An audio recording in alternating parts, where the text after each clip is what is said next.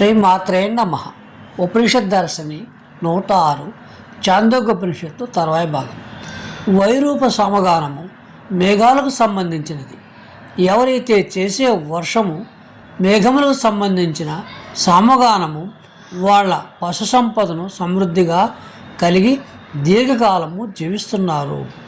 వర్షించే మేఘాలతో దోషాలను ఎంచకుండా ఉండటమే వారి వ్రతము. మేఘాలు వివిధ రూపాలుగా వర్ణాలుగా కనిపించటం వల్ల దీనిని వైరూప సామముగా వర్ణించి చెప్పారు.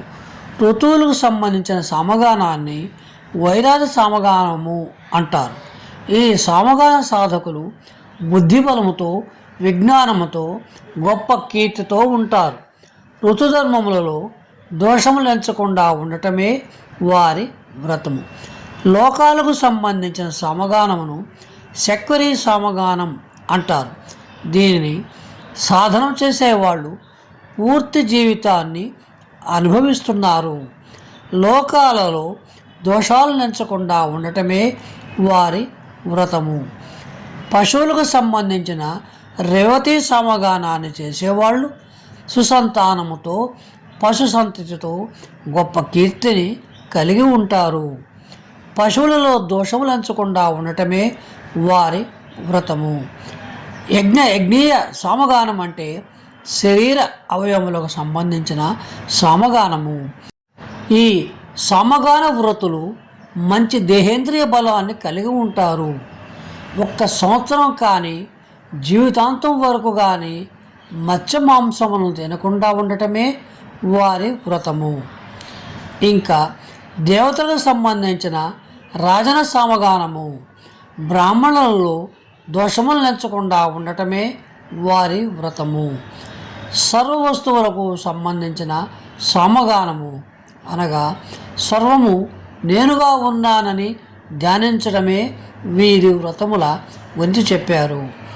ఆ తర్వాత పశువులకు శుభకరమైన వినర్ధి గుణముతో కూడిన సామోపాసనను వివరించారు.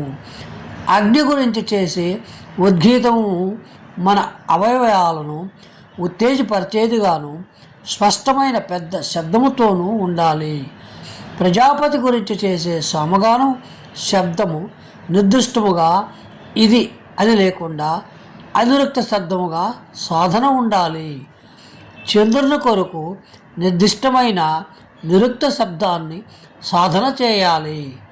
మృదువుగాను కఠినముగాను చేసే శబ్దము యొక్క సాధన వాయువును ప్రత్యక్షపరుస్తుంది. ఇంద్రుని అనగా శుక్లస్థానము మెప్పించడానికి మృదువైన మరియు శక్తివంతమైన శబ్దాన్ని సాధన చేయాలి. బృహస్పతికై క్రౌంచపక్షుల కూతల శబ్ద సాధన చేయాలి. పగిలిన కాంసపాత్ర నుంచి వచ్చే శబ్దంలా హీనంగా ఉండే శబ్దంతో సమగాన సాధన వరుణి కొరకు చేయాలి. నిజంగా చెప్పాలంటే వరుణి కొరకు చేసే శబ్దాన్ని సాధన చేయక్కర్లేదు. ప్రాణామయ ప్రక్రియలో నిర్దిష్టమైన శబ్ద సాధన ద్వారా ఆ శబ్దానికి అధిపతి అయిన దేవత యొక్క అనుగ్రహ ప్రాప్తి లభిస్తుందని చెబుతున్న ఈ మంత్రము సాధనా ప్రక్రియలో అత్యంత కీలకమైనది. దీనిని మరింత లోతుగా అధ్యయనం చేయటం ద్వారా త్వరితగతిలో సాధనలో ప్రగతి దొరుకుతుందనడంలో ఏ సంశయము అక్కర్లేదు. సర్వే సర్వ ఘోషంతో బలవంతో వ్యక్తవ్య ఇంద్రే బలం దదానీతి.